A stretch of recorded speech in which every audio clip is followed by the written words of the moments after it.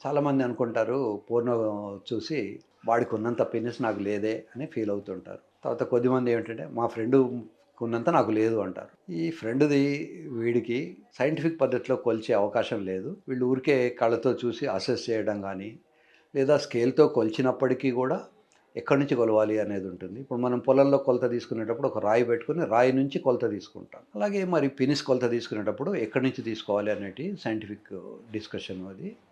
కనుక ముందు చిన్నగా ఉన్నది అనే భావన తగ్గించుకోవాలి.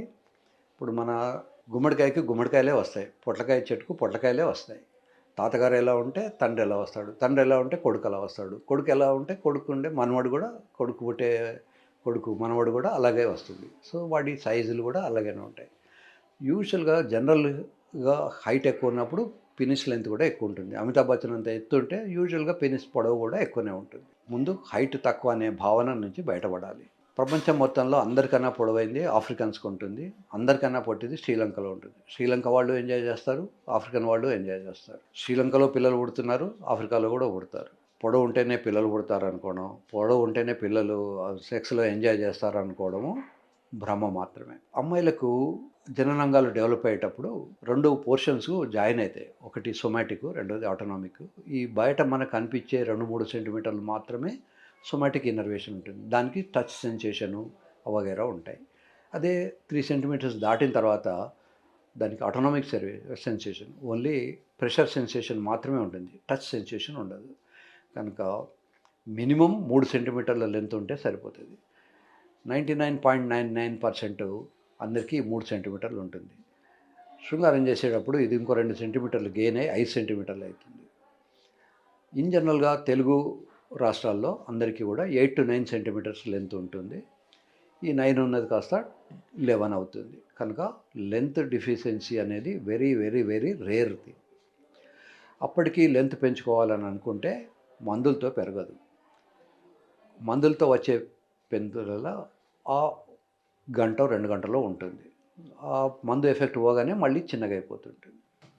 ఇప్పుడు మనం జిమ్‌కెళ్ళి ఎక్సర్సైజ్ చేస్తే ఓ 1000 సార్లు గనుక మనం డంబెల్స్ ఇలా ఇలా అంటే మనకి ఇక్కడ బైసెప్సో, ట్రైసెప్సో కనబడతాయి. కానీ 1000 సార్లు సెక్స్ చేసినా పెనిస్ లెంత్ అంతే ఉంటుంది. ఎందుకంటే అక్కడ మజిల్ లేదు. అక్కడ సైనసాయిడ్స్ అనే ఒక రకమైనటువంటి స్పెషల్ స్పాంజ్ లాంటి మెటీరియల్ ఉంటుంది. ఈ సైనసాయిడ్స్ ఆర్ నథింగ్ బట్ రక్తనాళాలు ఇవి. ఈ రక్తనాళాల్లో చాలా చిన్నవి అన్నమాట. ఈ సైనసాయిడ్స్ ఏం చేసినా కూడా పెరగవు. సో మందుల వల్ల పెరిగే ప్రసక్తి లేదు. మసాజ్ చేస్తే పెరుగుతుందా? పెరగదు. మసాజ్ చేసినా పెరగదు, టాబ్లెట్ మింగినా పెరగదు, ఇంజెక్షన్లు ఇచ్చినా పెరగదు. మరి ఏం చేస్తే పెరుగుతుంది? సర్జరీ చేస్తే తప్ప పెరగదు. కొద్దిమందికి హార్మోనల్ డెఫిషియన్సీతో అంగం అసలే పెరగకుండా ఉంటుంది. వాళ్లకు జీవితంలో ఒకసారి మనం హార్మోన్ ఇంజెక్షన్ ఇస్తే పెరుగుతుంది. అలా అని చెప్పి టెస్టోస్టెరాన్ ఇంజెక్షన్ ప్రతి వారము, ప్రతి నెల ఇస్తే అది పెరగదు. లైఫ్‌లో ఒకసారి దానికి రెస్పాండ్ అవుతుంది. సో 13, 14 ఏళ్ల వయసులో సామాన్యంగా మగపిల్లలందరికీ అంగం పెరుగుతుంది. కొద్దిమందికి కొన్ని లోపాల వల్ల కానీ, అంతకుముందు ఏమైనా సర్జరీస్ చేసినప్పుడు బాల్స్ తీసేయడం వల్ల కానీ, ఇంకేమైనా కండిషన్స్ ఉంటే అది పెరగకపోతే, లేదా హార్మోన్ డెఫిషియన్సీ ఉంటే మనం ఒకసారి హార్మోన్ ఇంజెక్షన్ ఇస్తే ఒకసారి పెరుగుతుంది. సో అంగాన్ని పెంచుకోవడానికి ఎలా అంటే, ఏదైనా వాడకపోతే ముడుచుకుపోతూ ఉంటుంది. ఒక డోర్ మనం 3 నెలలు వాడకపోతే అది టైట్‌గా ఉంటుంది. సో స్నానం చేసేప్పుడు ఒక 10 నిమిషాలు స్నానానికి ముందు దాన్ని లాగి పట్టుకొని వదిలేసడం అలవాటు చేసుకోవాలి. రోజు లాగుతూ ఉంటే అది కనీసం ముడుచుకుపోకుండా లోపలికి వెళ్ళిపోకుండా ఉంటుంది. కొద్దిమందికి బరీడ్ పెనిస్ అంటాం. పెనిస్ లోపలికి వెళ్ళిపోతుంది. అసలు చూస్తే కనబడదు. ఒక చిన్న రంధ్రం మాత్రం ఉంటుంది. ఒక డౌట్ వస్తుంది ఈయన మూత్రం ఎలా చేస్తున్నాడు అని. సో బాగా కొవ్వు పట్టిపోయి, కొవ్వు ఎక్కువ నిండి ఈ లేదా ఫైలేరియాసిస్ అనే ఒక వ్యాధి ఉండి హైడ్రోసీల్ అనేవి పెద్ద అయినప్పుడు ఈ పెనిస్ అంతా బరీ అయిపోతుంది. ఈ బరీడ్ పెనిస్‌ను బయటకు తీసుకొచ్చేందుకు సర్జరీస్ వగైరా ఉంటాయి. సో పెనిస్ బరీ కాకుండా చూసుకోవాలి. రోజు దాన్ని ట్రాక్షన్ బయటికి చేత్తో లాగి చూసుకోవాలి. చేత్తో లాగడం ఇష్టం లేని వాళ్ళ కోసమని సర్జరీస్ ఉంటాయి. అది ట్రాక్షన్ కిట్ ఉంటుంది. ట్రాక్షన్ కిట్‌లో పెట్టితే మనం లాగితే వస్తూ ఉంటుంది. ట్రాక్షన్ కిట్ కన్నా కూడా చేత్తో చేసుకోవడం అనేది శ్రేయస్కరం. ఎంతసేపు చేయాలి? గంట, 2 గంటలు కూడా చేయాల్సి వస్తుంది. కానీ మొదట్లో అయితే మీకు ఇబ్బంది లేనంత టైం 2, 3 నిమిషాలు చేసుకొని దాన్ని స్లోగా గ్రాడ్యువల్‌గా పెంచుకుంటూ పోవాలి. ఈ సైజు మరీ తక్కువ ఉన్నవాళ్ళు మాత్రం సర్జరీ చేయించుకోవాలి. ఎంత సైజు ఉన్నప్పటికీ కూడా ఎంజాయ్ చేయడానికి లెంత్ కాదు స్ట్రెంత్. ఇప్పుడు తోకలాగా ఇంత పొడవు ఉన్నా దానికి గట్టిదనం లేకపోతే ఎంటర్ కాలేదు.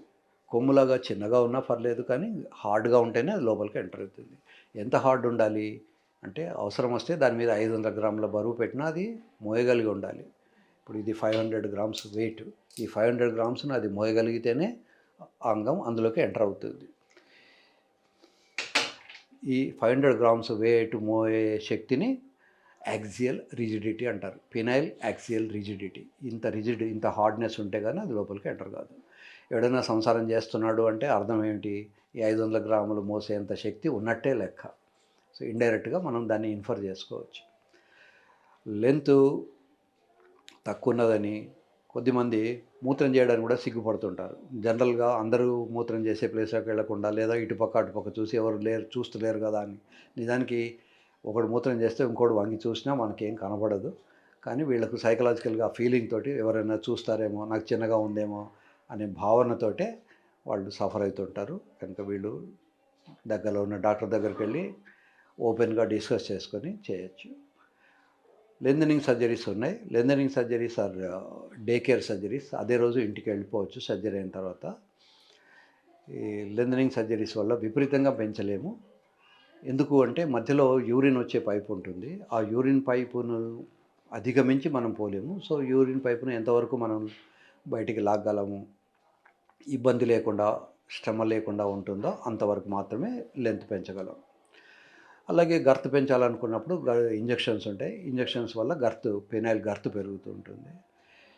ఈ లెంత్ లేకపోయినా, గర్త్ లేకపోయినా స్ట్రెంత్ ఉంటే అమ్మాయిని తృప్తిపరచడం చాలా ఈజీ. స్ట్రెంత్కు ఇందాక నేను చూపెట్టినటువంటి జనరల్ స్టామినా పెంచుకునే పద్ధతులు, ట్యాబ్లెట్స్, వయాగ్రా లాంటి ట్యాబ్లెట్స్ పనిచేయని వాళ్ళకు ఆపరేషను, పినైల్ ఇంప్లాంట్ సర్జరీ ఇలా రకరకాలైనటువంటి అవసరాలు ఉంటాయి. ఎవరికి ఎలాంటిది అవసరం అనుకుంటే దాన్ని తీసుకొని చేయొచ్చు. ఇదివరకు అందరూ అనుకునేవాళ్ళు పినైల్ ఇంప్లాంట్ సర్జరీ అనేది కేవలం పెద్దవాళ్ళకు మాత్రమే చేయాలి, ఓన్లీ ఓల్డ్ ఏజ్ అని. కానీ యంగ్ పీపుల్ కూడా అవసరమైతే చేయించుకోవాలి. యంగ్ ఓల్డ్ అని కాకుండా అతను శృంగారంలో పాల్గొనగలడా లేదా, పాల్గొన్నప్పుడు పార్ట్నర్కు తృప్తి ఉందా లేదా అనేది గమనించాలి. ఎందుకంటే వృద్ధనారి పతివ్రత అంటారు.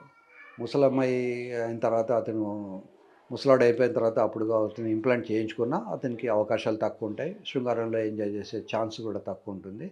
కనుక ఎవరైతే ఫ్రీక్వెంట్గా శృంగారంలో పాల్గొంటారో, ఎవరికైతే ట్యాబ్లెట్స్ వేసుకున్నా శృంగారంలో పాల్గొనే శక్తి లేదో, లేదా ట్యాబ్లెట్స్ వల్ల విపరీతమైన తలనొప్పి రావడము, సంసారం చేయలేని పరిస్థితి, లేదా నెక్స్ట్ డే అసలు తన ఉద్యోగాన్ని కూడా చేయలేని పరిస్థితి, అట్లా ఉన్నవాళ్ళు సర్జరీ చేయించుకోవచ్చు. Irrespective of the age. Age is not a limit. ఈ ఏజ్ వాళ్ళే చేసుకోవాలి, ఈ ఏజ్ వాళ్ళు చేసుకోకూడదని ఏం లేదు.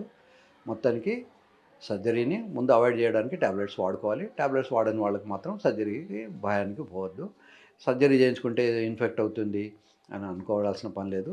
రైల్లో ప్రయాణం చేసినట్టు ప్రతి రైలుకు యాక్సిడెంట్ కాదు, కానీ అప్పుడప్పుడు ఏదో రైలుకు యాక్సిడెంట్ కావచ్చు.